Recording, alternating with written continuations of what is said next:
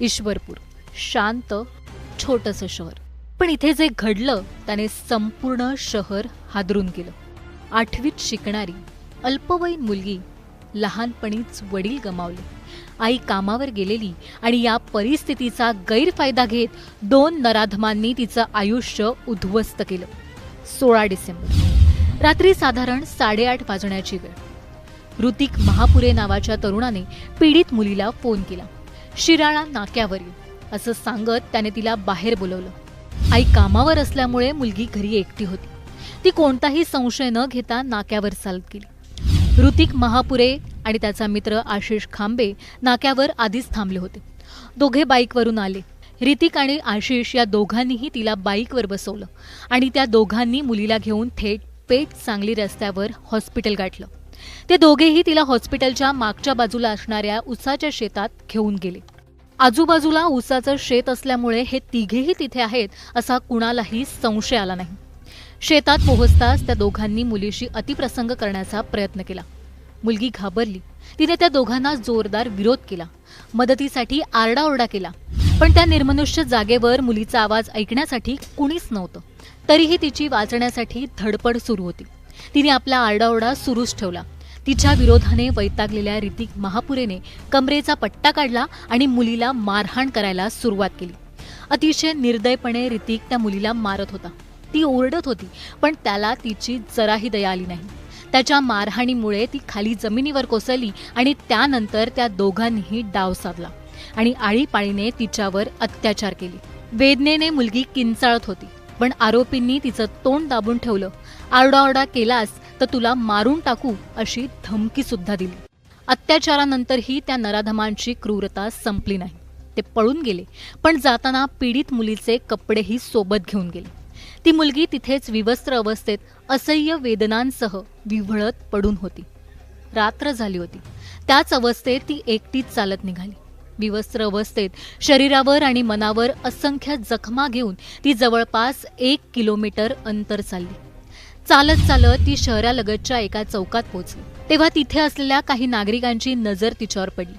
त्यांनी माणुसकी दाखवत अंग झाकण्यासाठी तिला कपडे दिले. पीडितेच्या अवस्थेची कल्पना नागरिकांनी पोलिसांना दिली आणि पीडित मुलीला सुरक्षितपणे पोलिसांच्या ताब्यात दिलं. दरम्यान इकडे पीडित मुलीची आई रात्री 11:15च्या सुमाराला कामावरून घरी परतली. तेव्हा घराला कुलूप असलेलं तिने पाहिलं आणि लेकही कुठे दिसेना. आईने आजूबाजूला खूप शोधाशोध केली, पण मुलगी कुठेच सापडली नाही. आपली लेक डोळ्यांसमोर दिसत नसल्याने त्या माऊलीच्या जीवाची घालमेल झाली. घाबरलेल्या अवस्थेत तिने थेट पोलिसांशी संपर्क साधला. काही वेळातच पोलीस पीडित मुलीला घरी घेऊन आले. आईने विचारपूस करताच त्या अमानुष घटनेचा उलगडा झाला. यानंतर पीडित मुलीच्या आईने ईश्वरपूर पोलीस ठाण्यात तक्रार दिली. पोलिसांनी तात्काळ कारवाई करत ऋतिक महापुरे आणि आशिष खांबे या दोघांना बेड्या ठोकल्या. सध्या दोन्ही आरोपी पोलीस कोठडीत असून पोलिसांकडून पुढील तपास सुरू आहे. या घटनेनंतर ईश्वरपूर शहरात संतापाची लाट उसळली.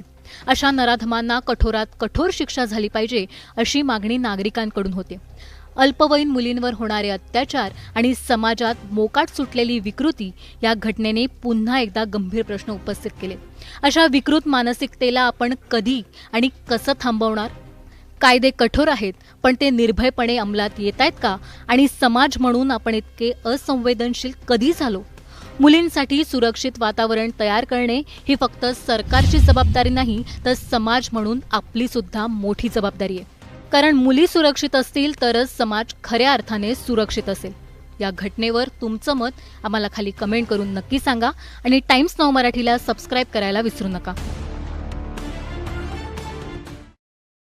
सांगलीत नराधमांचा क्रूरतेचा कळस. अल्पवयीन मुलीवर दोघांचा अत्याचार. उसाच्या शेतात पीडितेला विवस्त्र सोडलं. अल्पवयीन मुलगी वासनेची शिकार. वासनात नराधमांना कसं रोखणार? सांगली जिल्ह्यातील ईश्वरपूरमधील माणुसकीला काळीमा फासणारी आणि काळजाला थरकाप उडवणारी घटना समोर आली. 8वीत शिकणाऱ्या एका अल्पवयीन मुलीवर ओळखीतील 2 नराधमांनी आळीपाळीने अत्याचार केल्याचा धक्कादायक प्रकार समोर आलाय. अत्याचारानंतर आरोपींनी पीडितेचे कपडेही सोबत नेले आणि ती मुलगी विवस्त्र अवस्थेत रात्रीच्या अंधारात जवळपास 1 किलोमीटरवर चालत शहरात आली.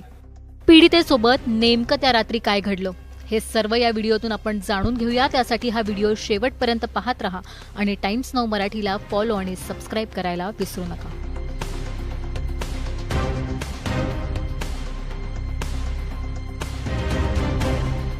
ईश्वरपूर, शांत छोटंसं शहर, पण इथे जे घडलं त्याने संपूर्ण शहर हादरून गेलं.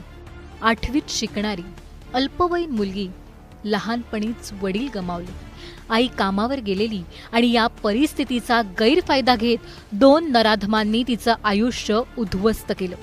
16 डिसेंबर रात्री साधारण 8:30 वाजण्याची वेळ. ऋतिक महापुरे नावाच्या तरुणाने पीडित मुलीला फोन केला. शिराळा नाक्यावर ये असं सांगत त्याने तिला बाहेर बोलवलं. आई कामावर असल्यामुळे मुलगी घरी एकटी होती.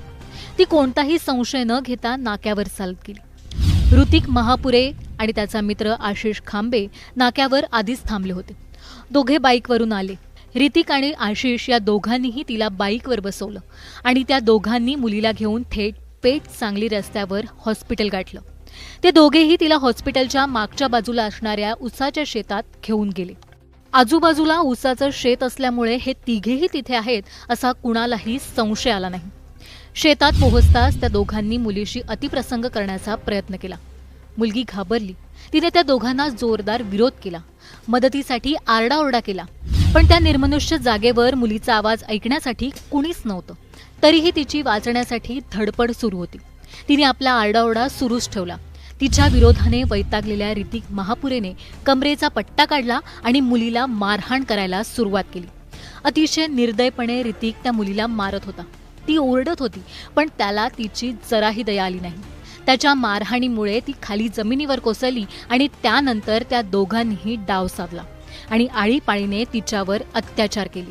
वेदनेने मुलगी किंचाळत होती, पण आरोपींनी तिचं तोंड दाबून ठेवलं. आरडाओरडा केलास तर तुला मारून टाकू अशी धमकी सुद्धा दिली.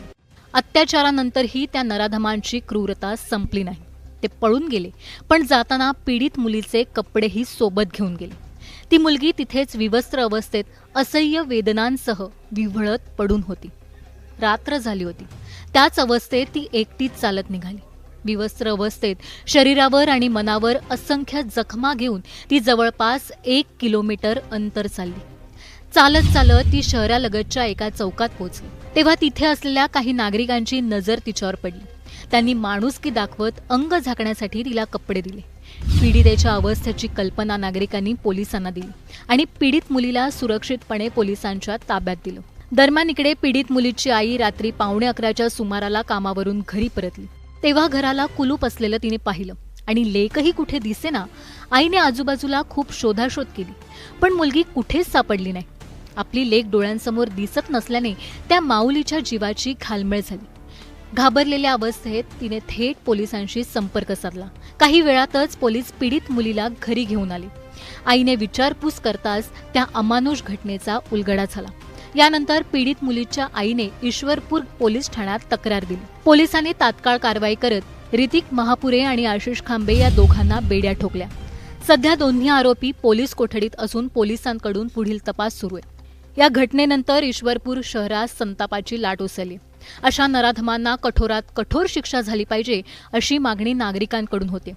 अल्पवयीन मुलींवर होणारे अत्याचार आणि समाजात मोकाट सुटलेली विकृती या घटनेने पुन्हा एकदा गंभीर प्रश्न उपस्थित केले. अशा विकृत मानसिकतेला आपण कधी आणि कसं थांबवणार? कायदे कठोर आहेत, पण ते निर्भयपणे अंमलात येत आहेत का? आणि समाज म्हणून आपण इतके असंवेदनशील कधी झालो? मुलींसाठी सुरक्षित वातावरण तयार करणे ही फक्त सरकारची जबाबदारी नाही, तर समाज म्हणून आपली सुद्धा मोठी जबाबदारी आहे. कारण मुली सुरक्षित असतील तरच समाज खऱ्या अर्थाने सुरक्षित असेल.